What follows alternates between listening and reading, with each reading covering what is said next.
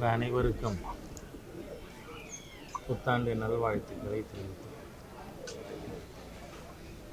2024 புத்தாண்டு துவக்கத்திலே மாண்புமிகு பாரத பிரதமர் அவர்கள் தமிழகம், லட்சத்தீவு மற்றும் கேரளா ஆகிய தென் மாவட்டங்களிலே 2 நாட்கள் பல்வேறு நிகழ்ச்சிகளிலே கலந்து கொள்கிறார்கள். தமிழகத்தை பொறுத்தவரை மாண்புமிகு பிரதமர் வரும்பொழுதெல்லாம் பல்லாயிரக்கணக்கான கோடிக்கு மேம்பாட்டிற்கான மக்கள் நல திட்டங்களை துவங்கி வைத்து கொண்டிருக்கிறார் என்பது நமக்கு தெரியும். கடந்த 9 ஆண்டுகளில் 11 லட்சம் கோடி ரூபாய்க்கான திட்டங்கள் தமிழகத்திலே மத்திய அரசாங்கம் தந்திருக்கிறது. இன்னைக்கு திருச்சியில் புதிய விமான திறப்பு விழா மற்றும் பாரதிதாசன் பல்கலைக்கழகத்தில் பட்டமளிப்பு விழா ஆகியவற்றிலே மாண்புமிகு பிரதமர் கலந்து கொண்டார்கள். மிகப்பெரிய அளவிலே எழுச்சி வரவேற்பு பாரதிய ஜனதா கட்சியினுடைய தொண்டர்கள், செய்தியாளர்கள் மாண்புமிகு பிரதமருக்கு வந்திருப்பதற்கு நான் அவர்களுக்கும் என்னுடைய மனமார்ந்த நன்றியை தெரிவிக்கிறேன். நான் முன்னாடி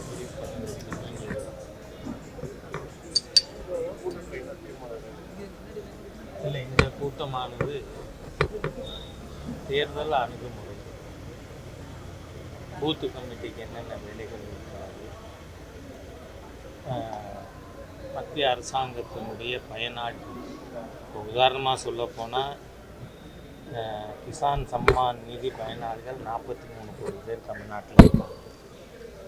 அந்த மாதிரி ஒவ்வொரு திட்டத்திற்கான பயனாளிகள் பட்டியல் எடுத்து அவர்களை நேரடியாக சந்தித்து வருகின்ற தேர்தலில் பாரதிய ஜனதா கட்சிக்கு அவர்கள் வாக்களிப்பதற்கு நாம் எந்த மாதிரியாக செயல்பட வேண்டும் ஆகியவை பற்றி விவாதிக்கிறோம்.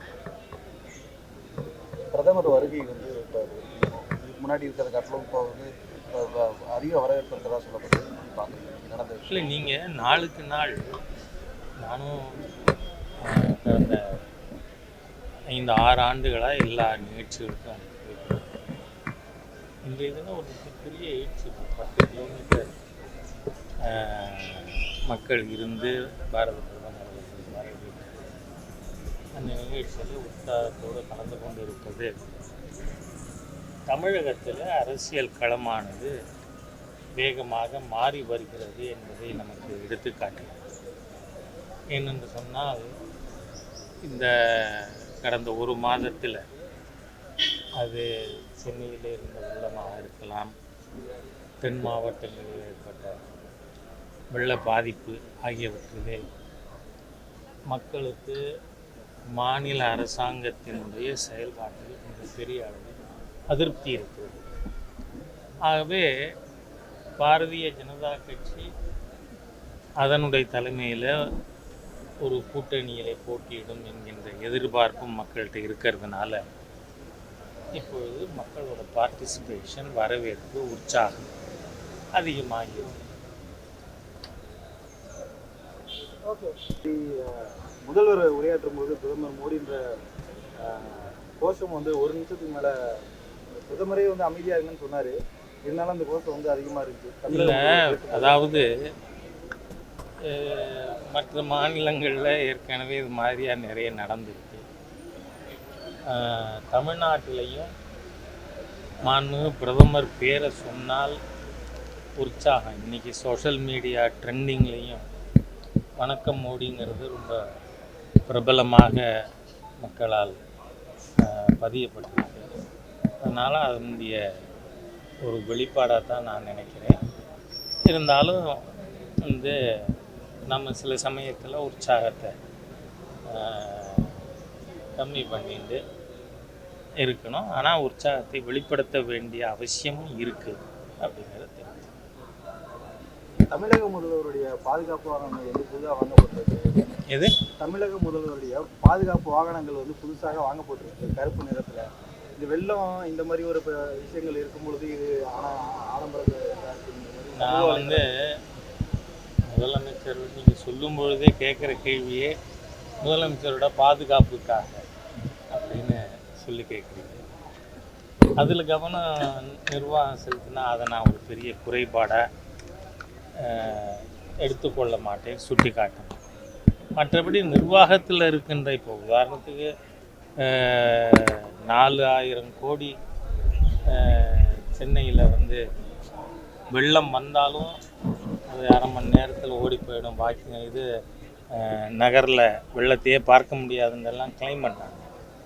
கடைசியில் பார்த்தா 92% செலவு பண்ணியிருக்கோன்னது 42% தான் செலவு பண்ணியிருக்கோம். இந்த மாதிரியான விஷயங்களை தான் பாரதிய ஜனதா கட்சி மக்களிடம் சுட்டி காட்ட விரும்புகிறது. அதை மக்களிடம் கொண்டு செல்ல விரும்புகிறது. ஏன்னா இந்த அரசாங்கத்தில் ஊழல்ங்கிறது எல்லா டிபார்ட்மெண்ட், அதுலேயும் இடியோட ரிப்போர்ட்ஸ் எல்லாம் நீங்கள் பார்த்தீங்கன்னு சொன்னால் நீர்வளத்துறை அமைச்சகத்தில் மணல் எடுத்து மாநிலத்துக்கு சப்ளை பண்ணினது அரசாங்கத்துக்கு கிடைச்சது 30 கோடி. ஆனால் அமைச்சர் வீட்டுக்கு போனது 4000 கோடிங்கிறாங்க. நாம் முன்னையெல்லாம் கேள்விப்பட்டிருக்கோம் 4000 கோடிக்கு அரசாங்கத்துக்கு பணம் வந்திருந்தால் 400 கோடி இடையில பீராய்ந்திருப்பார்கள் அந்த மாதிரி. ஆனால் இப்போ எப்படி இருக்குது, இந்த அரசாங்கத்தில் எல்லாமே ஊழல். அது வந்து வெள்ள தடுப்பு நடவடிக்கைகள் 4000 கோடி கிளைம் பண்ணாங்க. திரு நேரு அவர்களே 92% வந்து செலவழிச்சிட்டோம்னாரு. அப்புறம் கடைசியில் நெருக்கி கேட்கும் பொழுது மாண்புமிகு மத்திய நிதி அமைச்சர் இங்கே வருகின்ற சமயத்தில் அவங்க கொடுத்த ரிப்போர்ட்டே 42%. இன்னும் வாட் ஹேப்பன் டு ரெஸ்ட் 58%? அது யார் வீட்டுக்கு போச்சு? அது அந்த மாதிரியாக வந்து அரசாங்கத்தில் எல்லா டிபார்ட்மெண்ட்டும் இது ஃபுல்லி சப்மர்ஸ்ட் இன் கரப்ஷன். இந்த வெள்ளத்தில் மக்கள் மூழ்கினதை விட ஊழலில் தமிழகம் மூழ்கியது அதிகம். அதனால் அந்த அளவுக்கு இருப்பதை நாம் பேசலாம். சேம் செக்யூரிட்டி பற்றி I don't want to make any comment. ED சோதனை வந்து அடுத்து திருச்சி மக்கள் வந்தால் மக்களுக்கு உற்சாகம் தமிழ்நாட்டிலையும் அதிகமாக இருக்குது. இருந்தாலும் ஒரு முதலமைச்சர் பேசும்பொழுது நாம் அதையும் கூட கொஞ்சம் வந்து அடக்கி வாசிச்சிருக்கலாம். ஆனால் ஒர்க்கர்ஸுடைய உற்சாகத்தை நம்ம வந்து கட்டுப்படுத்துறது கஷ்டம் தான். இங்கே அவர் ஏற்கனவே வெளிப்படையாக சொல்லியும் இருக்கார்,